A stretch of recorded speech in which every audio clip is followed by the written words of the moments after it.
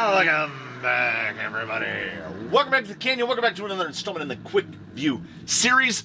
We call them all Quickviews now. Any tire that gets Quickviewed is a Quickview. Is this potentially a junk view? Possibly. It is a Goodyear Wrangler, but it isn't. Instead of being a Goodyear Wrangler, it is the Extreme Mud Terrain All-Terrain Off-Road Master. It is heavily ribbed on the inside, and it need not be because the carcass is thick. The rubber feels terrible, and it smells real weird. It has really embraced more of a pro-line approach. That is a very narrow tire. Now, narrow tire is a fortunate thing. Narrow tire with a thick carcass and an unknown compound are a combination of fortunate things, because we can obviously fill one with a green Endura silicone, and the green because there's no way a Canyon Custom like a Tim-Tin is going to fit. The blue inner closed-cell foam is actually about 5 millimeters wider physically than the tire.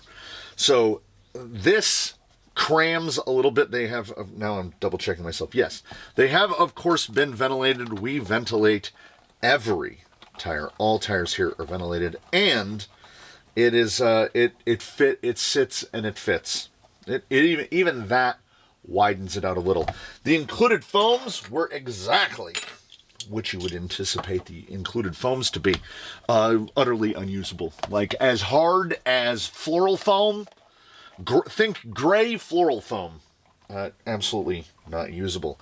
And I love testing any tire that either has a clearly marked direction of rotation. There's a number of tires out there, foremost among them being the Canyon Trail, where they are actually really quite bad if you run them backwards. They are a very directional tire.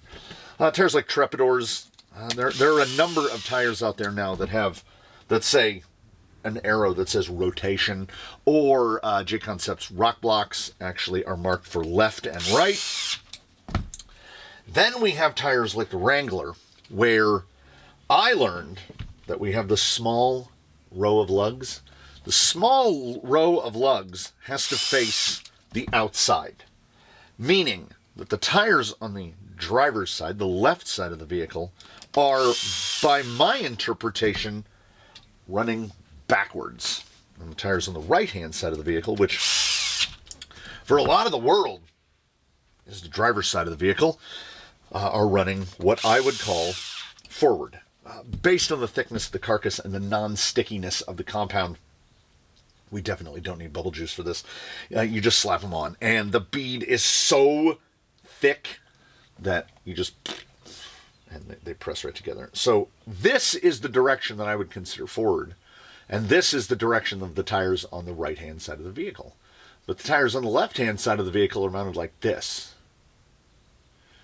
which I would consider backwards, forwards, backwards. See how this points in and that points in, so we have a chevron, and then this chevron points back.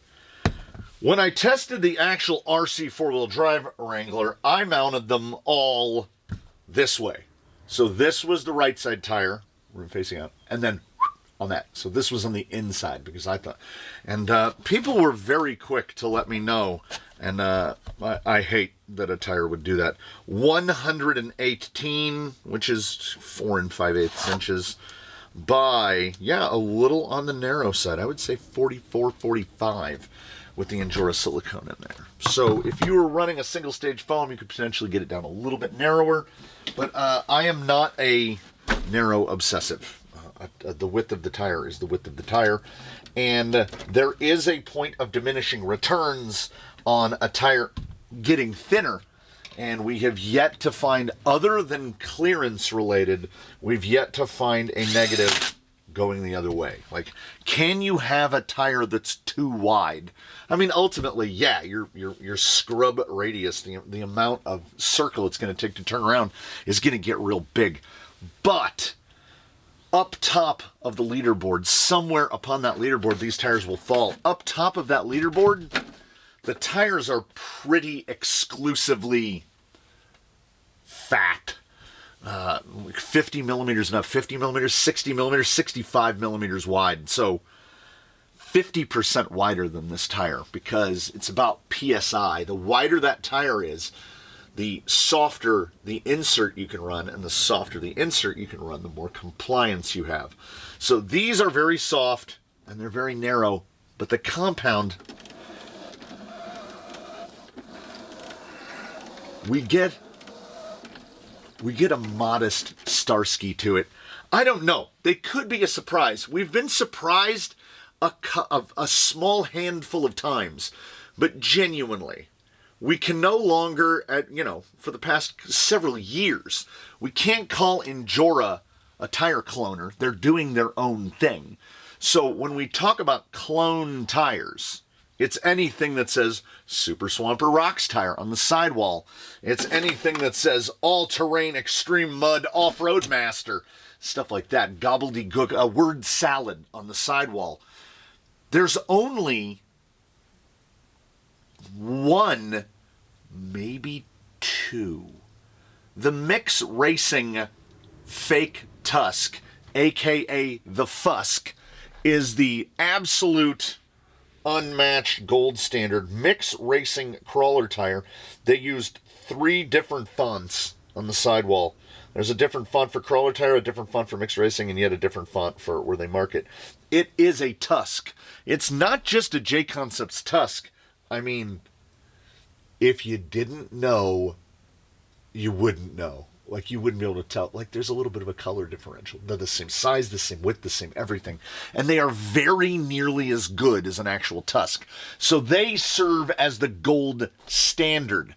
Mix Racing also makes the Mix Racing Off-Road. Mix Racing, amazing. They make the highest scoring knockoff tire, the Mix Racing Fake Tusk, and they make the lowest scoring knockoff tire, which is the clone of the Boom Racing Hustler. They also made a pin, which is basically just a bow tie, that doesn't appear to be a clone of anyone else, and they're actually pretty good. Anytime you do this, and it makes that noise, that's bad. But a pin can overcome even that. These are pretty good. And they are very cheap. That is the point of this type of tire. Most of them are lackluster at best. You're not really saving any money by buying them, because then you're going to end up having to buy other tires later.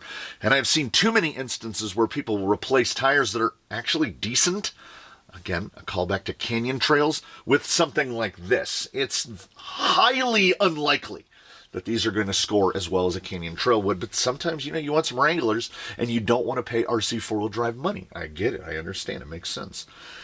It is going to run through the Class 2 protocol. It is going to run through the 10 stations. It is going to get a score. My biggest fear before heading out to rock into definitively predator weather, where the conditions outside are such that whatever these do today is about the best they're going to do. I have discovered trailing somewhat recently to the recording of this video. Trailing doesn't really care as much about compound. Slap an insert in it and go and run it, and as long as they don't heavily overload with sand and mud, and they wear well enough, definitely an option. So we take that into consideration, but the protocol is for rock crawling tires. How do these crawl rocks? And there's really, we can do the guesswork, but there's really only one way to actually find out, which is to head out to the course, go through the 10 stations, and find out. Hopefully they're not going to do what I think they're going to do, which is just be in this milky, annoying middle ground of the forgotten. Tires that hover around like 92, 93 points, which is like, there's I mean, if you want to buy them to trail and you can get them for cheap. But we'll see. We'll see. They don't Starsky too bad. We might be surprised. Let us find out together. Gird thy loins as we begin the fake Wrangler MT. Oh, hey, what? Hold on. Come on. Push. Push. Hook. Negative. You know what, though? That was higher up.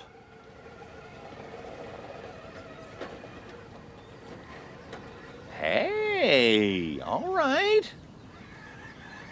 The hope is, of course, that over time they figure it out and we start getting something akin to a compound. Mixed Racing did it. Look at that. Look at that. That is a solid start.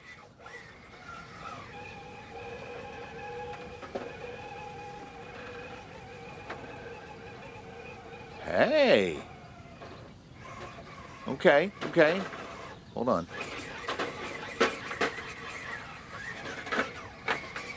They're a little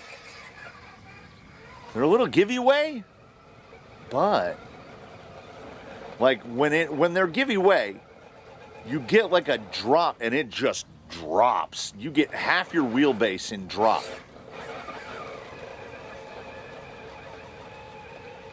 Okay.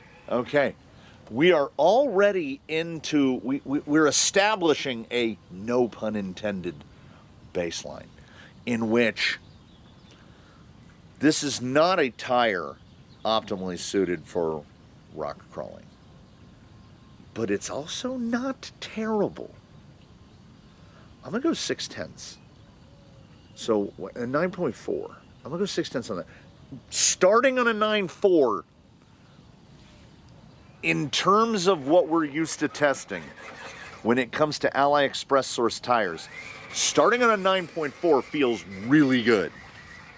This is also further reinforcing a pattern that we've seen with the Endura silicones, which is they can kind of make a bad tire serviceable.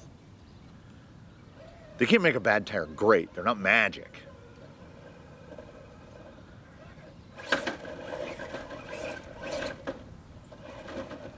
Also, the Class 2, the Class 1 and the Class 2 sizes are kind of the optimum Endura silicones. They're not too heavy.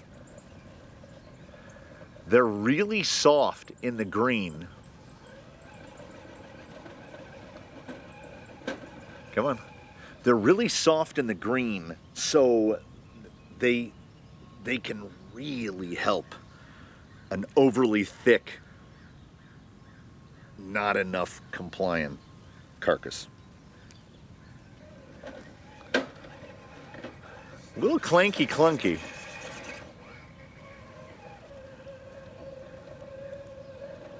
As they get bigger, the weight does become an issue. That's all right. That's all right.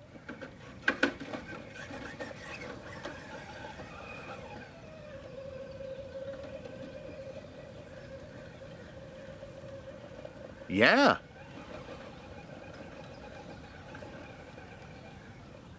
I'm gonna go. Okay, what we've seen so far, and I think that the performance is going to be fairly consistent. We're gonna operate from a 9.4, and we will adjust from there. We have two 9.4s right now. I would say that's a proper 6/10 reduction. I think overall, wet is going to be a real decider here. Real decider. But we're looking at something between a 93 and a 94, which is honestly truly surprising, because I get this, I have an inkling of a notion that these are acceptable. This is that mixed purpose tire, like a Baja Pro X, but unlike a Baja Pro X, very inexpensive.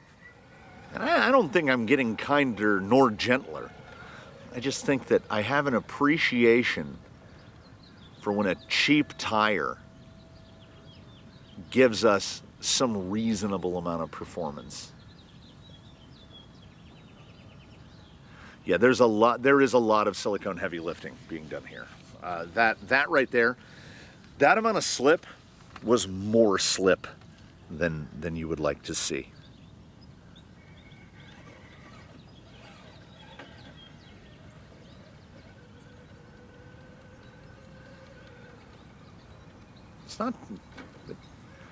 It's alarmingly. This is better than a lot of RTR tires. Whatever this compound is, look how slow.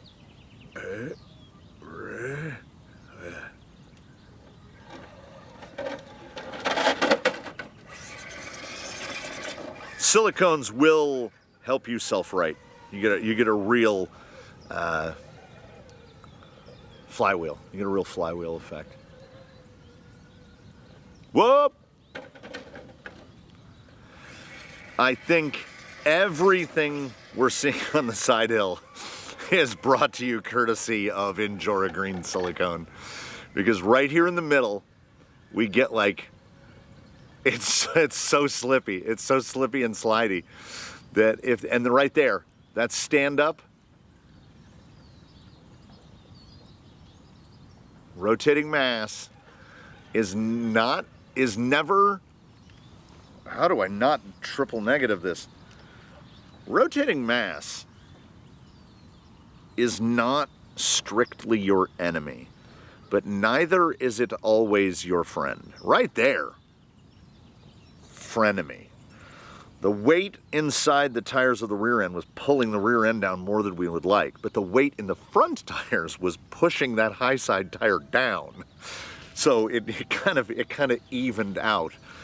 There's multiple ways to get to a score, right? So let's say that the score is a 7. That's going to be tough because that's an odd number. Let's say that the score is a 6.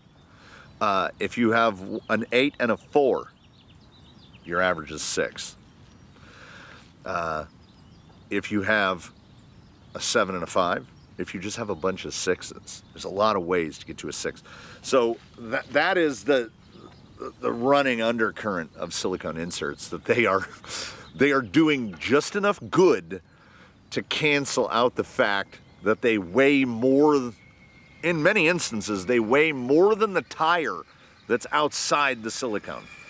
So by virtue of that slippy slidey, we have indeed dropped below 94. I would say an additional 1/10 of deduction. Oh, that is so very close. Shuttle. A lot of lug noise out on this face. I would say an additional 1/10. So we're at 93.9. Yeah, this is so indicative of a tire between like 93.5 and 94. And as I said, for mixed use, I can't tell yet because we got to get to wet. That was nice. That was nice.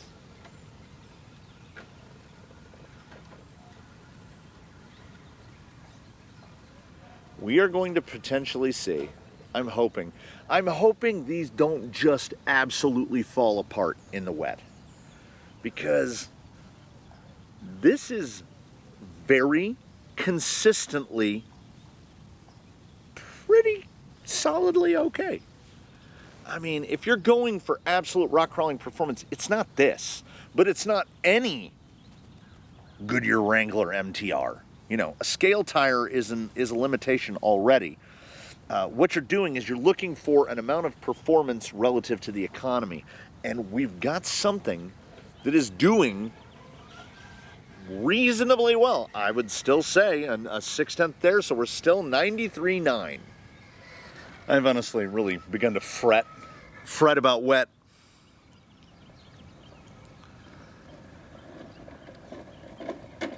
Ooh, when they get near their traction limit, they get real loud.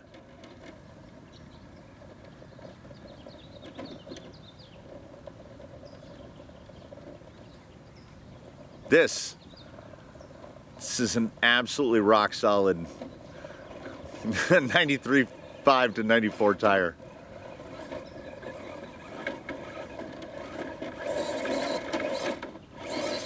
This is the mixed use tire.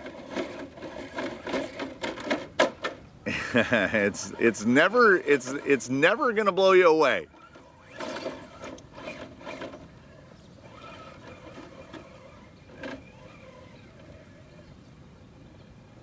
But we're talking about a tire that we're looking at $20 to $25 a set, and then another $20 for inserts. So for the price of 3 Proline or RC four-wheel drive tires, you have 4 tires and 4 inserts. And I mean, if we got this level of performance out of RTR tires, Canyon Trail notwithstanding, there'd be a lot, the aftermarket would be a lot thinner. It's not conspiratorial to say that RTR tires are lackluster by design, because they are. If you are a conglomerate and you own both the company that makes the RTR and the company that makes the aftermarket tire, well, you don't want the tire that comes on the RTR to be as good as the aftermarket tire that you also sell, because otherwise then why are people going to buy them? That's business, baby. So there's little motivation to make a fantastic RTR tire.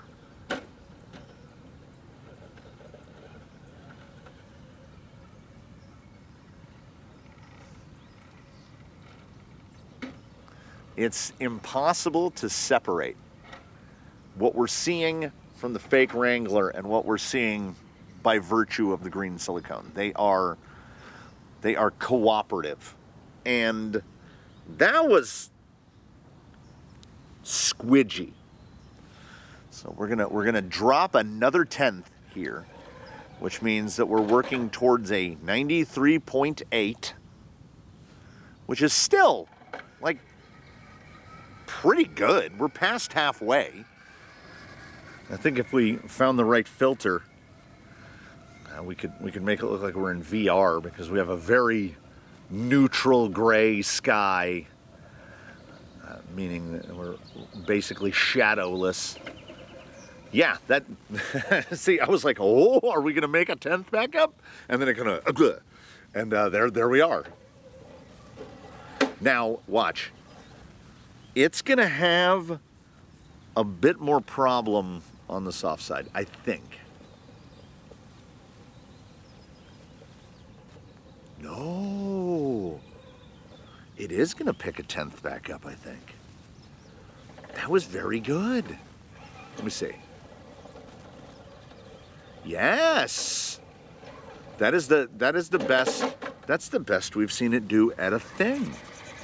I'm gonna say we're back at 93.9. Now I'm more worried about wet than ever.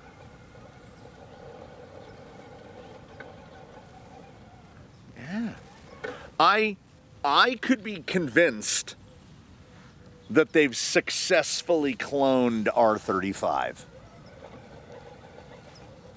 or X2S3. This is remarkably similar to X2S3, and previously I had referred to X2S3 by RC Four-Wheel Drive as the compound that nobody asked for. But I was thinking in too narrow of scope. If you are not exclusively rock crawling, X2SS is the rock crawling compound. X2S3 is the kind of in-betweener compound, just like Proline G8. Doesn't really crawl rocks as well as a number of other compounds. I don't know if G8 makes the top 5. I know X2S3 does not, but they are versatile and they wear very slowly. I call them the high grip, low wear compounds. Now, because we have the chevron on one tire pointing one direction and the chevron on the tire pointing the other, this is ingrained in the DNA. It bumps real weird. Whatever rear tire has the biggest amount of weight on it, it's going to kind of shoot the other way. It doesn't really have hang to it. We get up on the lip, and then when I cut throttle, it just slides back down. So we're gonna throw that 10th back out again. We were up to 93.9, and now we're back down to 93.8.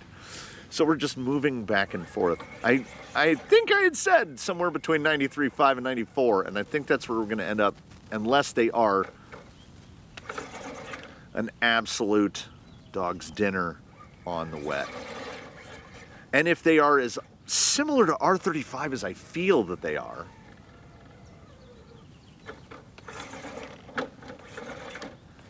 again, I cannot attribute all of the self-writability. It's pretty good.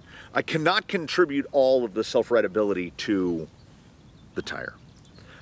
They have silicones in them. There is a flywheel effect going on for sure.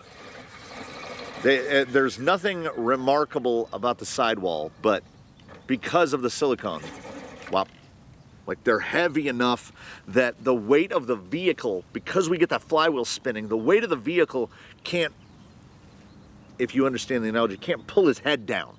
Like he doesn't want to keep that side window on the ground. The tire starts spooling up, and it kind of lifts him up. Like those little, the little propeller that was just like a straw with a propeller, and you spun it between your hands, and it would zzz. It's doing that. The top tire is acting like that propeller, and it's kind of spinning us up. So I'm neither going to dock nor provide extra points for that. So as far as I'm concerned, still at a 93.8. Still a 93.8, which is, for what we're looking at, really good. Because while the goal is, of course, to test every tire of a specific class the way we test every other tire of that specific class, we cannot view them all the same. Because with every purchase, hiding, whether you choose to voluntarily do it or not, is a cost-benefit analysis.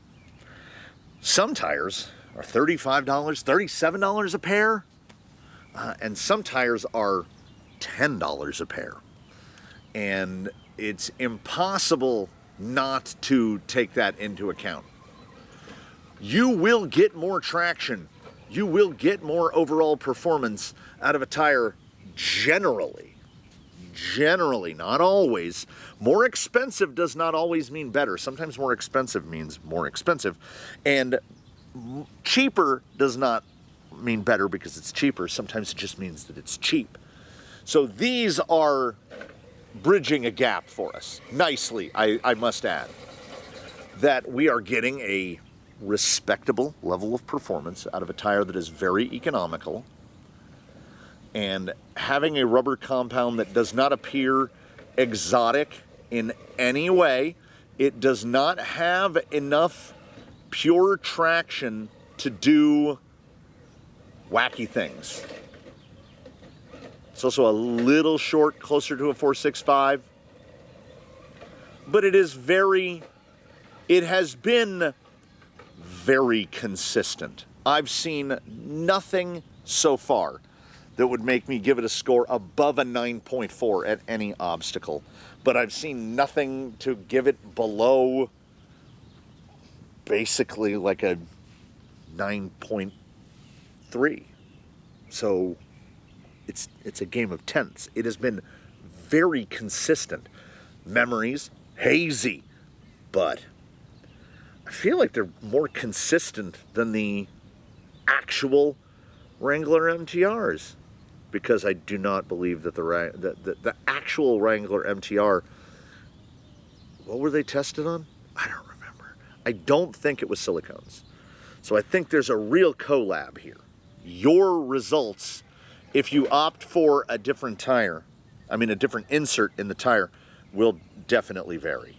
So we go into wet on a 93.8, and we hope, oh, do we hope against hope? Just show me something that looks like a 9.4. All right, come on, random, unknown AliExpress compound. Don't make all this for naught. Did we get in a better agreement? It is pretty much the same. Yeah, it's pretty much about the same. We feel pretty much about the same. And we want to see dry. How do we have to approach this so as not to hang the belly? Because we are a little short. We're a little short. Up that side, right there, right there. We are going to try to reproduce that exact approach. You can't fake wet performance. It's not fakeable. And out there we've got Vanquish Red as just inexplicable on wet. Like, it's better on wet than it is on dry. Everything else, some of the older compounds look about the same. X2SS is real close to about the same. Most tires and compounds take a hit of a tenth, 2/10. Do it. Do it. You know what? You know what? Okay, we're not moving the earth beneath our feet, but I think I'll go ahead and say it. Get them wetted in a little bit more. Okay, right here. I need right there. Cut it back. Get it? That's bellied in. Trying to get the spot where I can get the belly clear. Nah, just go back to the old spot. They bully us around a little bit.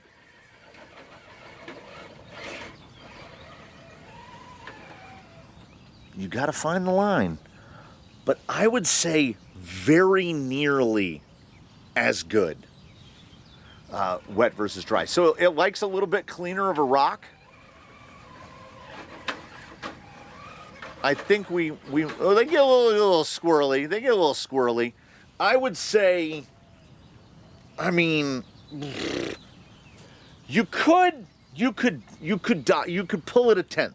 You could give it a 9.3, but I'm not gonna because I'm comfortable with the score. I am genuinely comfortable with the 93.8. And let me tell you why. This is a tire that I do not think particularly excels at rock crawling. But I also think that it landed right in a zone. The Axial Falcon Wild Peak is just a little bit up above this. The fake Wild Peak is a little bit above this. It tied with, where are they? Gotta scroll. It tied with the 2.2 Proline Hyrax. It's a tenth of a point above the Batrazi Precipice. And it tied with the 1.9 Power Hobby Grabber, which proved that Power Hobby can mess up a pin. The fake Cross Black Rocks are a couple steps down. It's really kind of in a place where that 93.8 I think is accurate. And I think that 93.8 is kind of a cutoff zone for acceptability for a mixed use tire. You can do better. There's better trailing tires and there are better rock crawling tires, inarguably, but this combo is very inexpensive, and I get a sneaking suspicion that they are going to wear very slowly. So that 93.8 is deserved as a rock crawling tire. Now, if we were viewing it from a trailing perspective, we would apply different scoring evaluation to it. These would definitely be worthy of consideration for a rig that is, say, 70-30. if it's 70% trailing and 30% crawling on rocks, these are acceptable. Now, if you value pure traction above all else, if you value pure wet, like if you have a performance aspect, this isn't them, right? This is scored as it is based on economy, because if we go down the list, what is this price at? Price for a set of 4. Where are they? Where's the precipice? Okay. Power Hobby Grabbers, $60 a set. 22 Pro Hyrax, $68 a set. Batrazi Precipice, $32 a set. This is right there, right around the S3 Swamp Claws, but even cheaper than the S3 Swamp Claw, which the Swamp Claw is another one, and the Swamp Claw is too skinny. I wouldn't run them exclusively as a trail tire because of that skinniness. These are okay, and I'm not getting kinder nor gentler. I just think in the right application, a 93.8 is at least worthy of consideration and very inexpensive. Do you have a smaller human in your life, and you picked up a rig off Facebook Marketplace for $80, and it needs the amount of work that a rig that costs $80 on Facebook Marketplace needs? This is the kind of tire you throw on there. It doesn't have the most grip. It's not going to wear very fast. You can, with confidence, throw some Injora silicones on it and have a day. Is it going to grip like a Tusk? Is it going to grip like a KLR V2 Gold? Is it going to grip like a Megalithic or an RC four-wheel drive Groundhog 2? Baja MTZ? No, it's not. But it's also going to be significantly cheaper. So, process and evaluate your own cost-benefit analysis and determine what level of performance am I willing to pay for. 93.8 for a $20-ish set of tires and a $20-ish set of inserts is pretty good. And honestly, if these came stock on Element vehicles, what? This is better than anything I've seen from Element. It's better than a Grabber, I think. I didn't look at the board closely enough, but I think it's better than a Grabber. It's, your results will obviously vary, but I am genuinely surprised in terms of AliExpress tires. It's not even the highest scoring fake tire, but it's solidly okay, and sometimes for the money, that's enough. So, take all of that into consideration as you will. Come on back and see us with whatever we happen to have coming up next. And in between now and then, please, one and all, do your very best. Have a good one, everybody. We will see you again from the canyon. The next tire test will be better or worse, because of the 150 plus tires on the leaderboard, this is only the third one to score a 93.8. So it's extremely unlikely we will see another 93.8 again very soon, which honestly is a shame, because the short of the long of it is, I would take a handful of 93.8s rather than 198 and a whole bunch of 85s. Let us raise the standard of mediocrity. And when it comes to tires for toy cars that go slow, it is becoming increasingly clear to me that that is a big ask.